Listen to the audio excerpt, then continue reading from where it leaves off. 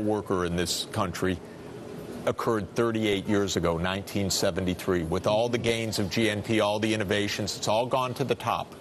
But for those in the middle, which remains a high school diploma, there has been no increase of earnings since 1973. What about trickle-down? I know it's something you're against, but the theory of those that would oppose Sachs economics is we need a vibrant elite, and their benefits will trickle down to others. A large number of people would push against that. Well, innovation does trickle down, but Apple did create hundreds of thousands of jobs, for example, but in China.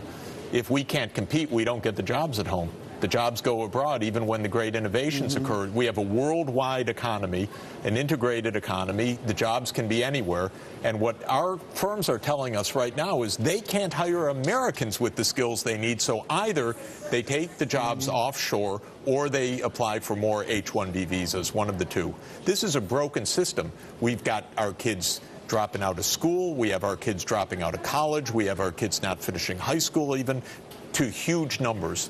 What kind of country is this going to be? The political discourse, I want to get to Governor Perry's comments. Let's look at this. From the price of civilization, each party pulls its campaign contributions from the same sources and therefore does not deviate far from the core message of corporate sector and high net worth individuals. I hear this constantly, that whether it's McCain or Pelosi, they can agree that the money process of politics is something new and pernicious. We have the most corrupted political system among all the high-income democracies. So if you take Europe, Japan, the U.S., there's a lot of corruption everywhere. But money infuses our politics more than any other place. This next political cycle is going to be a $6 to $7 billion cycle. The president is out there every week, $35,800 a plate dinners because he's trying to... Have you ever been to one of those dinners? No, I haven't. Bring you along as economic rock star? No, but we know that when the traffic jams happen in New York, he's on his way to Wall Street. We know that here in Midtown Manhattan. Let's bring up here the David Brooks op-ed from today, which dovetails into the quote we just heard. And I would suggest that Brooks economics is a little different than Sachs. The fighter fallacy. The party, yes, we're glasses. We can use glasses on this set. Thank you. I need them now. The party of government cannot win an orthodox versus orthodox campaign when 15% of Americans trust government, and certainly can't, et cetera, 9%. Guys, when you put up the picture there of Jeff Sachs, I can't read the quote then, so I had to stop reading. That happens every once in a while. But this is serious. We're talking here about a Democratic Party that's lost its bearing. How do the people you support get back to the ideas and the price of civilization? Both parties have lost their bearings. When we have the Republican Party saying from this point, just cut taxes more on the rich and the corporations. I don't know what they're thinking, what kind of fantasy world they're in, but we can't even come close to meeting our most basic needs right now. The Democrats basically say about half the same thing, wringing their hands in agony, but both parties are not telling us anything accurate about the real state of the budget, the real state of our needs, the public investments that are needed. Let's look at this confidence chart we just made up. Thank you, Ellen, for bringing that up. A less than confident America, Conference Board confidence. And that rollover, folks, is really in the last 2 months. There's something going on as you release the price of civilization. What do you perceive as this recent drop in confidence? I think by the time of this agreement between the White House and the Congress in August, where we were at the brink of a real default on the debt as a possibility, with the realization on all sides that nobody is offering longer-term solutions. Everything is relentlessly around who can raise campaign financing right now and offer a gimmick. The president's plan, the Republican plans, everything gimmicks, and everything for the short term. And then you have, of course, 1,000 cities in the country where young people have, in one way or another, occupied Wall Street or gotten out there to demonstrate. And America's attention is also coming to the fact that our leading companies have broken the law repeatedly.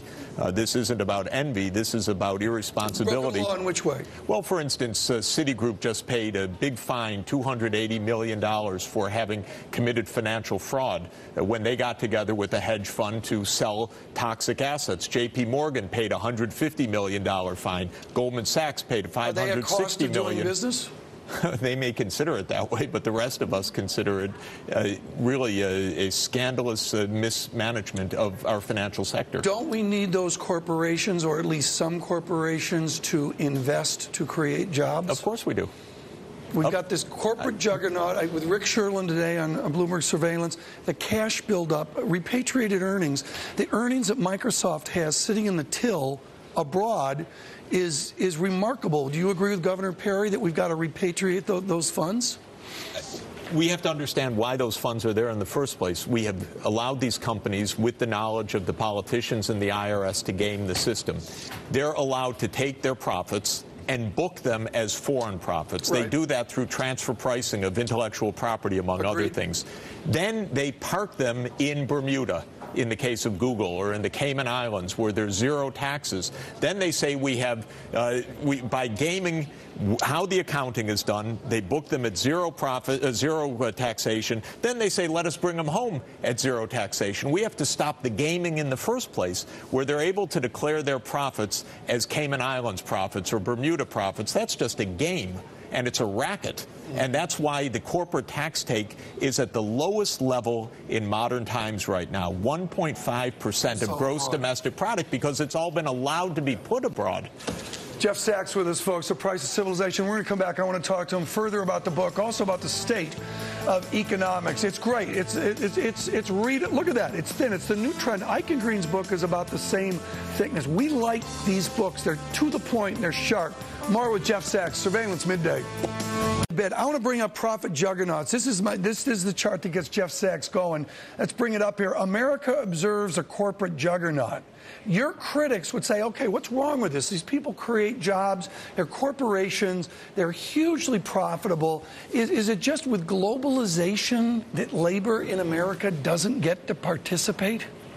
There's nothing wrong with it per se. We have to look in the details. When you see that big spike and then collapse, we know that some of those corporate profits were actually financial paper profits that weren't real profits. Fully agree. We all agree on that. But I have nothing against corporate profits. We're worried about an economy in which there is shared prosperity and there are jobs for Americans in the middle class, and that's what's been missing right now. Profits are going up. The corporations are paying less and less of their taxes, so they're adding to the fiscal crisis. But the problem is that our jobs are not being created, and especially for the bottom half of the income distribution. If you have a high school diploma or less in this economy, Tom, the chance of having a middle-class life is dwindling, and that's a big problem. We have to focus on what are we going to do as a society. This quote here speaks to another century. Let's bring it up here. Sachs quoting de Tocqueville as Alexis de Tocqueville, there I got it out, observed about the French Revolution, the most dangerous moment for a bad government is it when it begins to reform. I think all of our viewers would agree with this. This has been clumsy, hasn't it? We've not had the reforms yet, and so far, I would say both parties are so entrenched in their moneyed ways and in the lobbying that they really represent right now that. Of course, Obama came in as a government of change, but it's been more of continuity. And the American people are kind of desperate. They don't see either party as really reflecting what they want. The American people are pretty clear about what they want, actually. What kind of conservative, I mean, I'm thinking of a Burkean conservative from another time and place versus a new, hard-edged conservative that you're critical of. What kind of conservative ethos would you be comfortable with? What's interesting is that you take the leaders of the free market cause, say Hayek and Friedman. Both of them said we needed help for public education. No question about it. Both of them recognized that there were both the social goods of public education, but also failures of the capital markets. It was Milton Friedman who called for the negative income tax, which riles so many right-wingers today who say, oh, the poor don't pay. It was Milton Friedman that advised on that. Don't make the poor pay. Give them that negative income tax, which is now our earned income tax credit. So what it passes for today's conservatism is really a kind of slash and burn. Anything to cut government, anything to cut the top tax rates. They're not thinking anymore about society. Earlier conservatives were quite different. Okay, I want to look at this one final quote. Bring up the Samuelson quote. This is, I think, the cry of Jeff Sachs, and this is a fabulous book. The era of economic thought from the 1940s to the 70s can be called the age of Samuelson, the genius at MIT, who personified today. What do we need to learn? Just in 20, I'm embarrassed it's only 30 seconds. What do we need to learn from Professor Samuelson?